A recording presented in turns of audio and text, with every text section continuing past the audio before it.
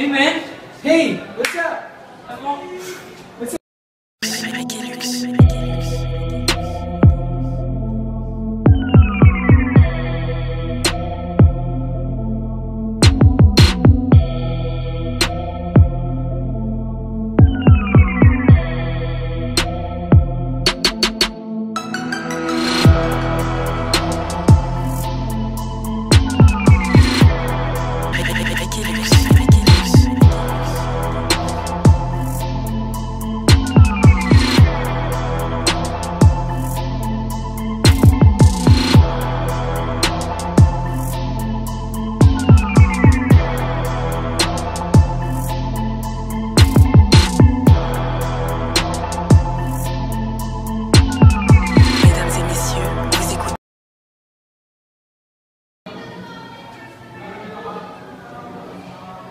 What the heck? What's this?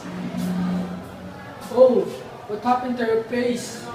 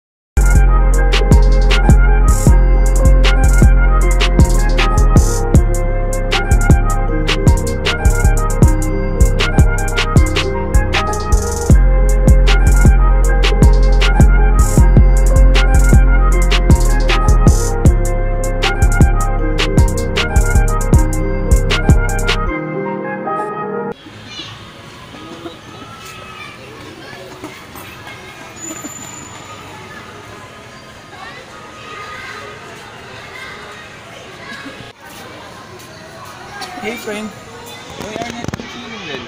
Here, your handkerchief. So, what happened to you now? Are you okay? Don't touch me. I have a reason. Oh, I know. So, get well soon, my friend.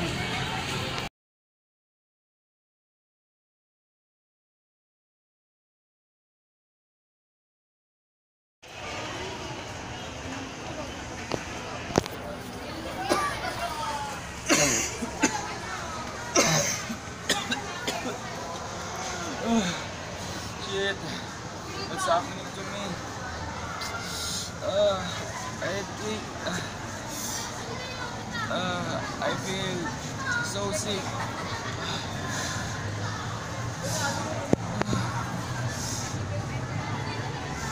Uh, what's happening to me?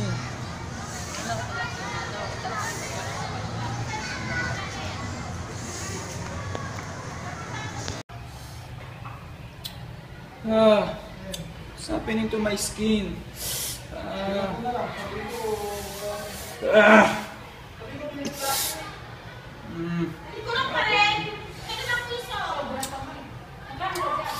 Measles is one of the most contagious infectious diseases and remains a leading cause of death, particularly among young children, especially in areas with low rates of vaccination. Measles is also called rubeola, which can easily get confused with German measles, which is also called rubella. Similar sounding names, but very different viruses. Regular measles is caused by the measles virus. Seriously, the species is the measles virus, of the genus Morbillivirus, and family Paramyxoviridae. The reason why this guy's so contagious is that it's airborne, and spreads via tiny liquid particles that get flung into the air when someone sneezes or coughs, and can live for up to 2 hours in that airspace or nearby surfaces. If someone breathes in that air or touches a surface and then touches their eyes, their nose, or their mouth, they can become infected. Measles is so contagious that if one person has it, 90% of nearby non-immune people will also become infected. Once the measles virus gets onto the mucosa of an unsuspecting person, it quickly starts to infect the epithelial cells in the trachea or bronchi. Measles virus uses a protein on its surface called hemagglutinin, or just H protein, to bind to a target receptor in the host cell, which could be CD46, which is expressed on all nucleated human cells, CD150, aka signaling lymphocyte activation molecule, or SLAM, which is found on immune cells like B or T cells and antigen-presenting cells, or Nectin-4, a cellular adhesion molecule. Once bound, the fusion, or F protein, helps the virus fuse with the membrane and ultimately get inside the cell. Now this virus is a single-stranded RNA virus, and it's also negative sense, meaning it first has to be transcribed by RNA polymerase into a positive sense mRNA strand. After that, it's ready to be translated into viral proteins, wrapped in the cell's lipid envelope, and sent out of the cell as a newly made virus. Within days, the measles virus spreads through local tissue and is picked up by dendritic cells and alveolar macrophages and carried from that local tissue in the lungs to the local lymph nodes. From there, it continues to spread, eventually getting into the blood and spreading to more lung tissue, as well as other organs like the intestines and the brain. Now, it typically takes 10 to 14 days from the time that the virus enters the body to the start of symptoms, and this is the incubation period. Once the symptoms start, we've entered the prodromal period, which typically lasts around 3 days and starts with a high fever and the 3 C's: cough, conjunctivitis, or inflammation and redness of the white part of the eye, and coryza, swelling in the mucous membrane of the nose, essentially a stuffy nose. 1 to 2 days later comes the ananthem, which is a rash on the mucous membranes that looks like salt grains on a wet background. These are called Koplik spots and are these small white spots that are commonly seen on the inside of the cheeks opposite the molars.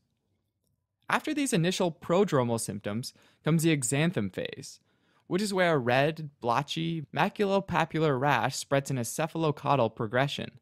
In other words, the exanthem starts at the head, or cephalo, and spreads to the extremities, or the ends of the body, or caudal.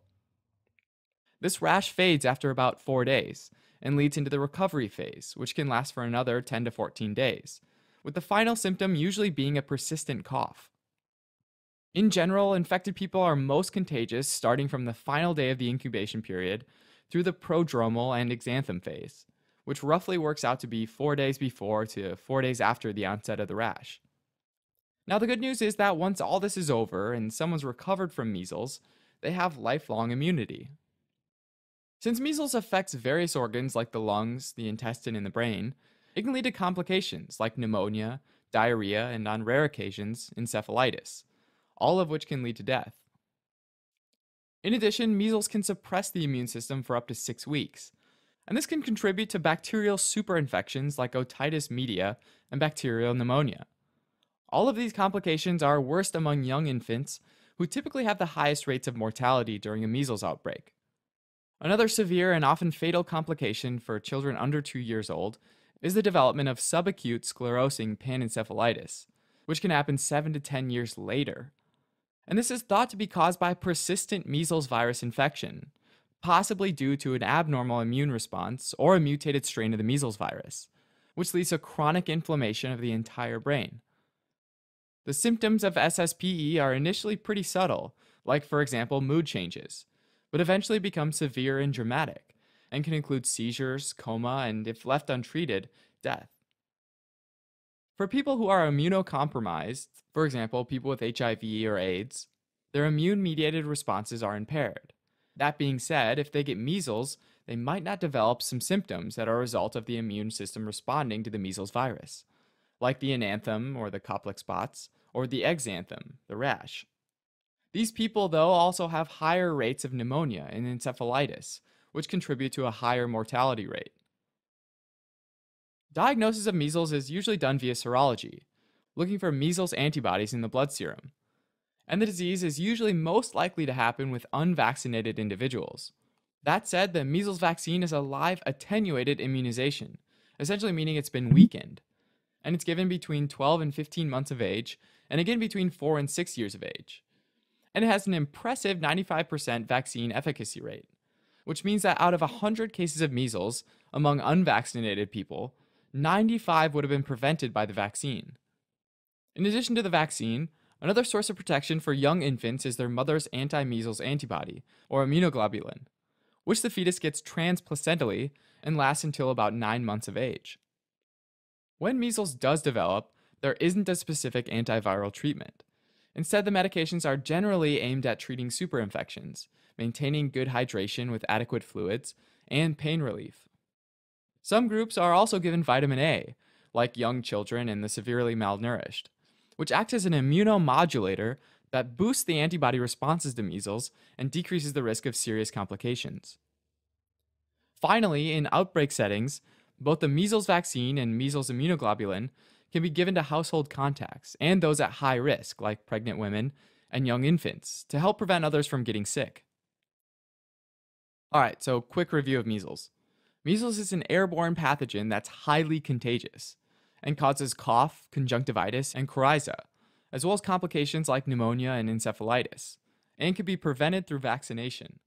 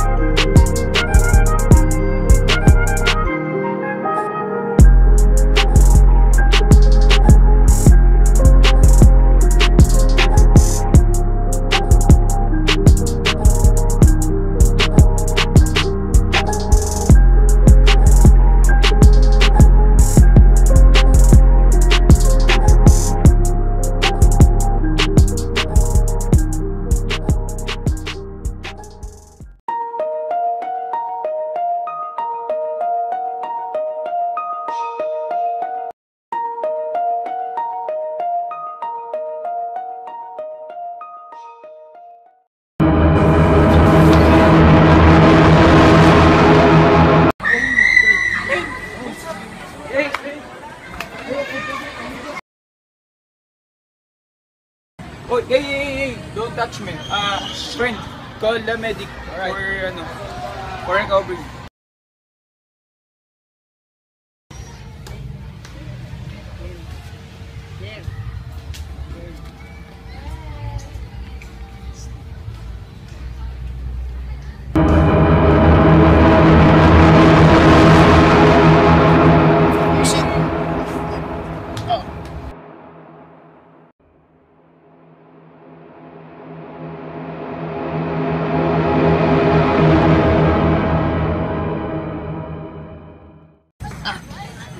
Guys, help me guys. Guys.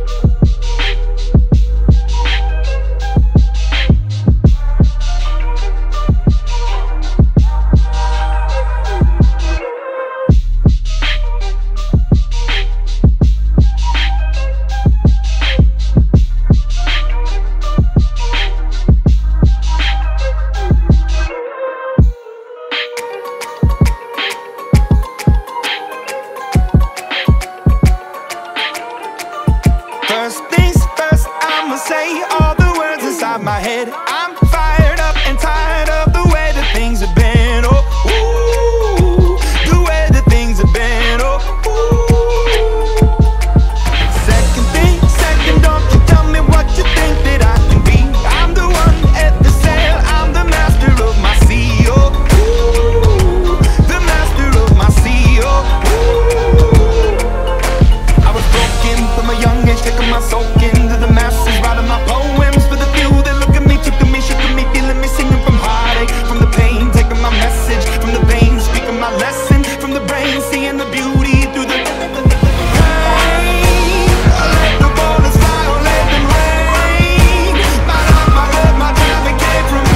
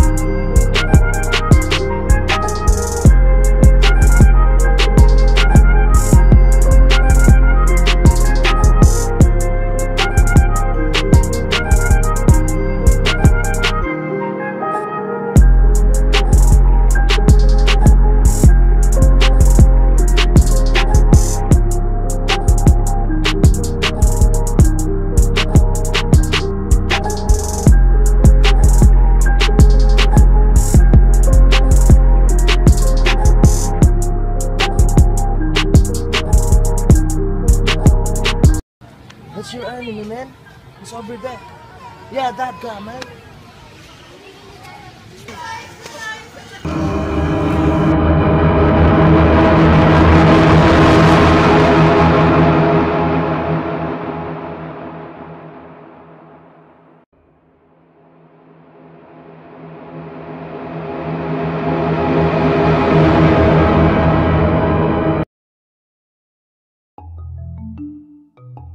The spine is a flexible column made up of 33 bones called vertebrae.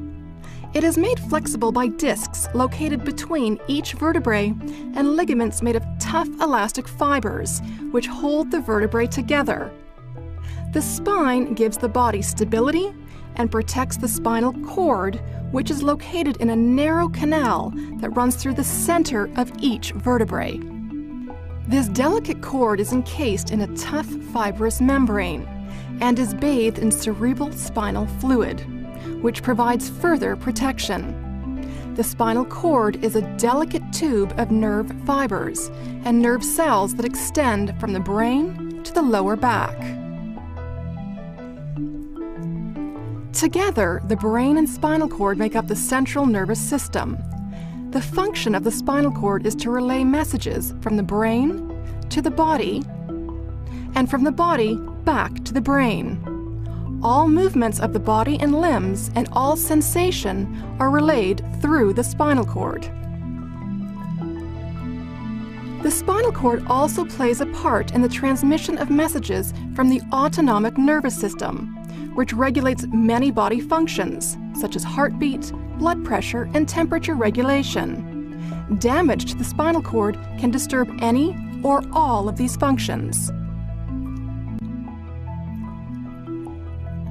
Injuries to the spine and spinal cord occur when the body is exposed to forces greater than these body parts can withstand.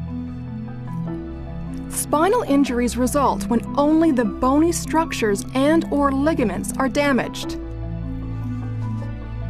Though the area affected will probably need to be immobilized until it heals, the spinal cord is not affected.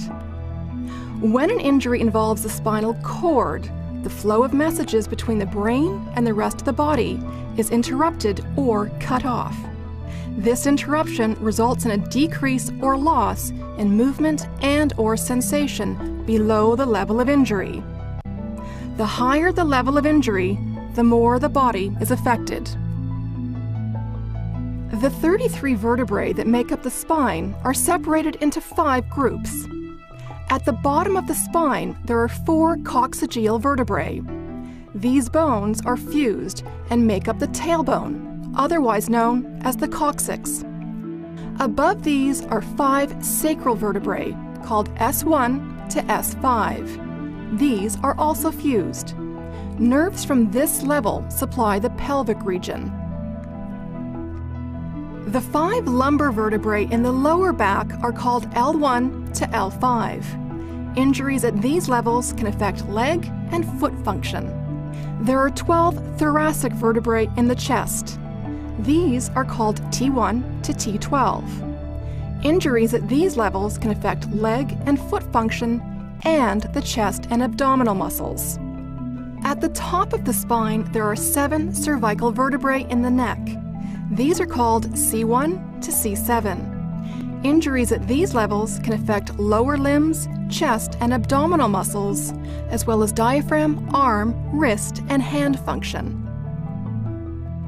When damage occurs higher up in the spine, there is a greater loss of function. Injuries to the spinal cord are called complete or incomplete. A complete injury means that there is no transmission of messages beyond the level of injury. This results in no sensation and no voluntary movement below this area. An incomplete injury means that some messages are being transmitted. These messages can either be movement and/or sensation. Injuries to the spinal cord are also divided into 2 groups: paraplegia and quadriplegia. Paraplegia refers to the paralysis of the lower limbs and lower trunk, resulting from thoracic or lumbar injuries. Quadriplegia refers to paralysis of both upper and lower limbs, resulting from cervical injuries. For more information on your level of injury, you can refer to your After and Beyond Spinal Cord Injury Journal.